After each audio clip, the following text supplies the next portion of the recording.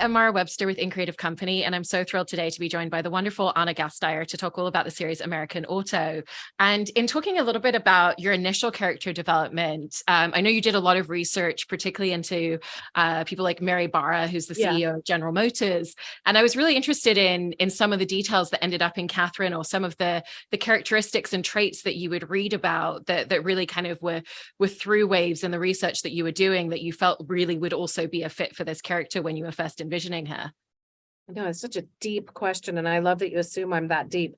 I mean, it is an interesting kind of the thing that you see about leadership, particularly, I was going to say particularly female leadership. I think leadership across the board. There is a tacit requirement to be at least a demi-narcissist. You sort of have to, in the best way, I mean, you have to have blinders. There has to be kind of you have to care about the outcome, but you have to be able to move quickly past a negative outcome, and to not really get caught up in concern about public opinion in the process of that decision making.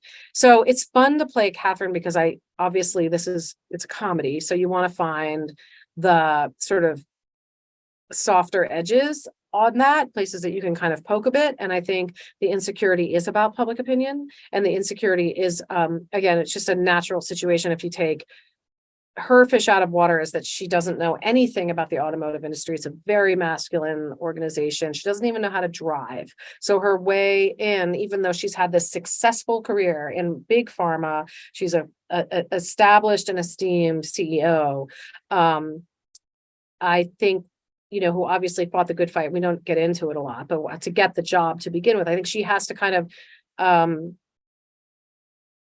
move forward with a projection of hyperconfidence in her ideas and her decisions, which aren't always right. They're just confident, And you touch upon a great point there as well in terms of her experience, and she does have the credentials and she does have the experience and the expertise, and it feels like between the way that Justin Spitzer, who created the show, has written her and the way that you've played her, you've always kind of found this line of she's an intelligent person that just doesn't always make the right decisions and doesn't always respond to things in the right way, but the intention and the intellect is there. And so I was really interested in how you kind of found that very specific line of how to play her in that way, especially at the beginning of the show.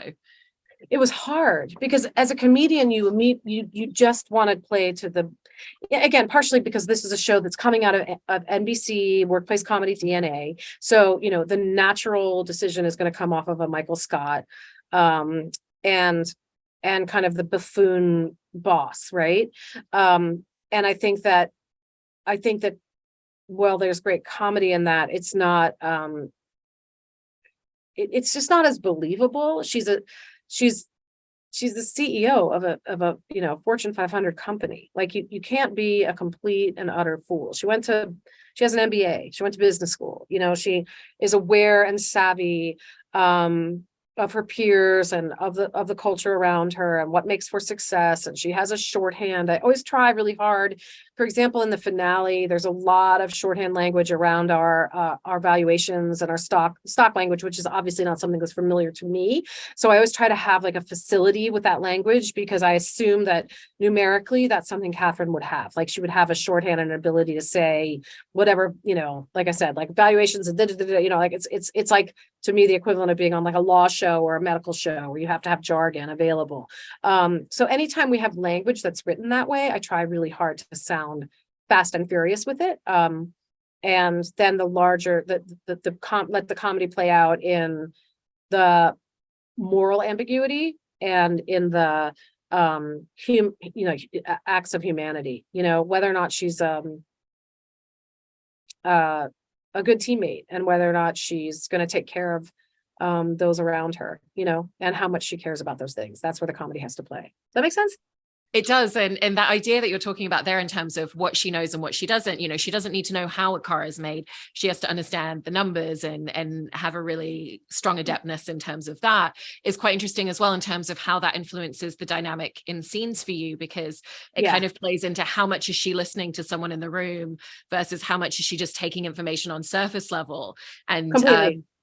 So when you go into scenes, kind of how do you look at the writing to kind of go, okay, well, how engaged is she? Is she actually listening to this person, or is she focusing on what's happening over here and thinking I love 5 that you steps ahead in a different direction? made that observation, because what I find hilarious about people in leadership, and again, in studying them often, there is I'll probably get in trouble with my daughter's generation for saying this, but there's an ADD quality to really good CEOs. And I envy it, because I want to talk too long and too deeply. And as a human, I drill too deep, but great leaders are really good at listening to a bunch of things at the same time and moving on. They're not spending a lot of time wondering, how did I handle that? They're not fussing about the emotional edges around things, and they're moving quickly. They want an answer, and they're busy. They're at it all day long. I mean, the only parallel I might have to my own life is as a professional woman. Like, I guess we're all sort of micro CEOs. We have our, those crazy days. I'm a mother, I'm a wife, I'm a daughter, I'm a friend, and I have a career that has 7,000 things going on at the same time, with lots of people that I have to talk to and make quick decisions on. But it's not the same as sort of also having to project that confidence constantly at the workplace. That's why this is like a very kind of surface level thing, but that's why we care so much about her hair. Jane Dunham, who's the head of our hair department, there's never a strand of Catherine's hair out of place. And because she wants to project control. And Alix Hester, our costume designer, everything is a very like in control, organized and tidy look, so that even if she's falling apart at the seams, she's never going to belie that physically. And it also feels like that plays into her relationship with her femininity. And I was interested in kind of how you viewed that, because again, she's someone who's come up in the industry in a way that she's probably had to have much sharper edges in order to attain the level of success that she has. And then the femininity has kind of come second and probably had to been suppressed for her. But there's certain projections and expectations still within the workplace. Like, I thought it was so wonderful, the episode where she's sitting there getting Botox in the middle of the office and talking about all of that. And so how have you viewed that ongoing relationship in terms of what that means for your portrayal? It's funny because we actually, I trust Justin so much, and he's got such great insight to human behavior across, gender, race, age and size, frankly. He really does. But we got to that episode, and there was quite a bit of like, basically, it didn't really involve it was more about Catherine at the last minute being like, oh, I've been so busy, I didn't have time to get my gear done. And I called him up and I said, listen, she's not a person who would ever be out of control of that. This is somebody who's understood, because of the 30 years that she spent in the industry, that you don't have the opportunity to fall apart physically. You can't give anyone a shot at you that way. You've handled it. You've had your stylist come in. It's on your calendar. You know when it's going to happen. And sure, if you fall behind, but it's just the price of doing business and to be taken seriously. You have to be poised, you have to be polished, and you have to look younger than you are, because it's an ageist industry and you have no choice in the matter. So there was something kind of, she's not going to spend her time, honestly, wringing her hands over feminism on that one. She's not going to spend her time, and it's kind of cool because the scene I love that scene with Sadie, where she's just like getting her Botox done and, running the company and mentioning to Sadie that she should be starting, when Sadie looks like $1 million, of course, because it's Harriet. I love the idea that it's just this kind of, this deal with the devil, And because she is so externally poised, are there challenges that come with kind of capturing elements of a character where so much of the fallout is this very kind of like internal build of tension and pressure within, because she's really trying to keep a lid on it for everyone else around her? Yeah, thank God it's a comedy, because I do get to have these volcanic explosions every blue moon, which are incredibly fun to play. And things like they do a really good job with writing. Things like the fear of the rabbits, which just comes out of nowhere, that she just needs drugs to handle an anxiety attack. You see them, so it leaks out of her, or the freak out at the end of the premiere, the World War III freak out, the freak out in the hacks episode when we get hacked, of the fact that I've literally compromising photographs of me to my husband, which were almost entirely clinical, by the way, just to save my marriage. There's like very little like sort of passion that she'll admit to. And you're right, it's a simmer that then pops off every now and again out of the teapot, Although there have been it feels like there's slightly more elements in terms of the physical tension kind of coming out. There's more scenes with like the sweat or even the rabbit episode that you were mentioning. And so how has that opened up some of the elements of playing to the tension in a different way this season? I mean, yeah, I just think the whole thing is more inhabited. I think season 2 of any show allows for us to go from the premise to the character, really. And I think that's just, but it was an accident. It was an accident, but also intentional. I think as soon as Catherine martyred herself at the beginning of season 2 on behalf of her team, we started to see a little bit of her humanity, and we got to hear from her over and over again about how incredibly important she felt about having martyred herself. But she ultimately chose her team, and that allows for us to see that there's a heart in there. It's not just a, black-hearted leader that's interested in nothing but money. And it's not just, the stereotypical boss. You start to really have a sense of camaraderie and kinship and all the things that make a workplace comedy work, and I do love that, back to feminism, that again, that she's misguided a lot, but that she's more of a buddy to Sadie this season. So she trusts her team, but she also has a sense of emotional connection with the women on her team in particular. I would say with Dory and with Harriet, with Sadie, there's some really sweet moments of connection, and leadership and mentorship as well. Do you feel like she's also someone who kind of values earned respect? At the beginning, the dynamic with Sadie was very kind of apprehensive and very nervous around her and Yes. Wasn't as much of a straight shooter. And now that Sadie's more confident in telling her what she thinks, it feels like there's this real respect that comes in certain moments. Yeah, and I think that also comes from being a woman of my generation. Leaders from my generation, as you mentioned in your first question, weren't given a lot of first of all, they just didn't have a lot of colleagues that were men. So there was a lot of more pressure, coming through the 90s and 2000s to play like a boy, basically. I think the idea of specifically female qualities that's a newer idea. That's an idea that's in leadership within the last, 5 to 10 years. The sort of the jump from lean in to, I don't know who's the example now, but the sort of the listening community, and so I think the reason I bring that up is that I think early on the earned respect part for her, and there was that great scene, I don't know if you remember, in the workplace violence sequence where Catherine has to kind of speak to the massive differences in 10 years of what was expected of her, that you weren't allowed to show any weakness, and that she sort of doesn't know where she fits in anymore. And I think she's genuinely hoping to see that kind of strength projected from Sadie, partially out of like a purely protective instinct, that if you're gonna be wishy-washy, you're gonna get mowed over. And that idea of her vulnerability is quite interesting because it comes out in very limited and very selective places. And the Seth Meyers sequence this season was such a fascinating space to watch a character like her have a moment like that when she tries not to so frequently. And so what were the elements that you really kind of saw happening for her in that moment of realizing my back's up against the wall and this is actually the best direction to go in right now? Well, what's interesting is that the vulnerability is what ends up being the strength, right? For all of the sort of Machiavellian play that she does and the attempt to kind of, she'll screw with a Seth Meyers. She doesn't care, It was a really, really fun sequence to film.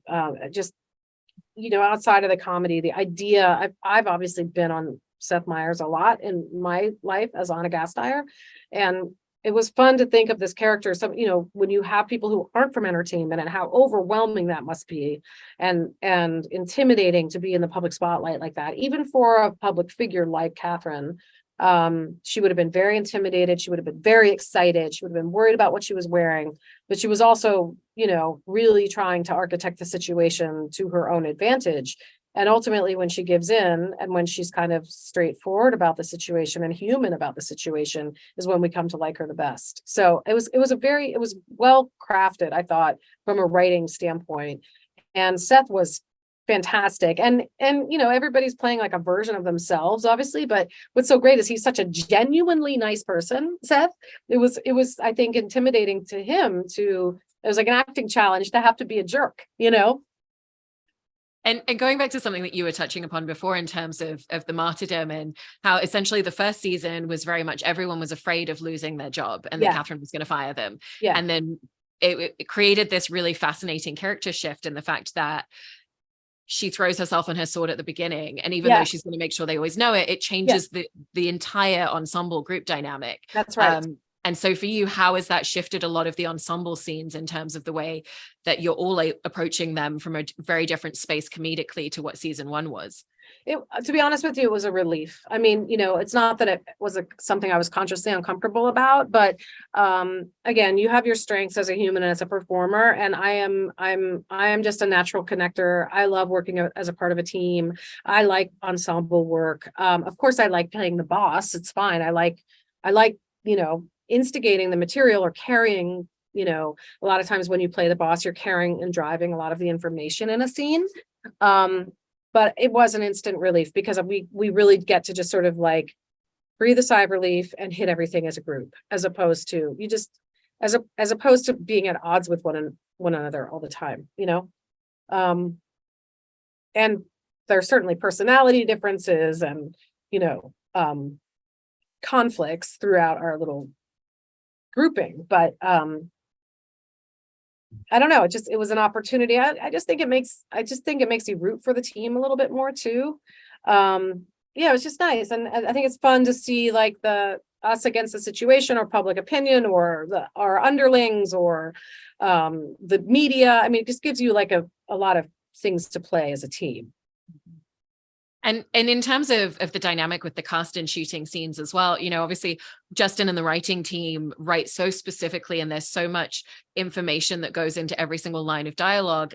And at the same time, it does also feel like a space where there is that freedom to try different things and to try alts on the day. Always. And so how is that kind of like evolved going into the second season, just having that level of comfortability and, like you were saying, everybody kind of comes with their own approach and their own style and really knowing what that is for each other as scene partners. Yeah, I mean, I wouldn't necessarily say it makes a huge difference season 1 to season 2 to season 3. I mean, the writers know what they're writing to now, and it's just a natural process, the evolution. People always say, oh, in season 2 is when you really know if a show is something that is going to work or not. And I definitely, it just kind of unfolded in a very natural and easy way for us this year. That dynamic, that the epicness of the pilot, I mean the premiere of season 2, which is this biblical disaster, which was so fun to film and so huge. I mean, it's a shame because it was much longer. That could have been a 40-minute episode easily, and they had to keep editing it, which I know was a real challenge, but they got us there very, very quickly, and then they were able to sort of let everybody do their thing for the rest of the season. I also wanted to ask you, you were talking a little bit before about there is that element in terms of in scenes where you're playing the boss in terms of the characters, but also as the number one on the call sheet, you're kind of driving the central force of the scene a little bit as well. And I was just interested in kind of like how that dynamic comes into play in the moment where it's like there's the off-screen version of what that looks like, but it's also transferring into the performance that you're giving on characters at the same time.